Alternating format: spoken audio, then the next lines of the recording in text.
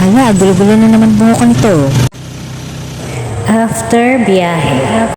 Wow, hindi masyado nagulo yung buhok ko. Konting suklay lang, oh.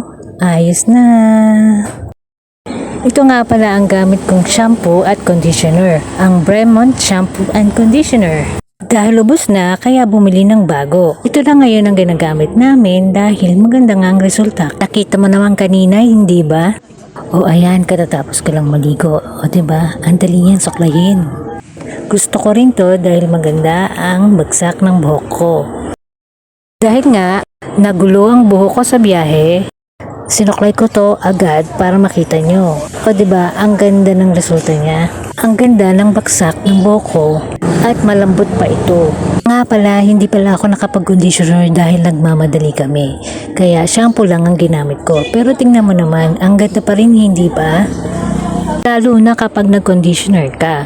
Ang lambot-lambot lalo ng buhok mo at saka mas madali siyang suklayin. Sa tingin ko, magugustuhan mo rin ito.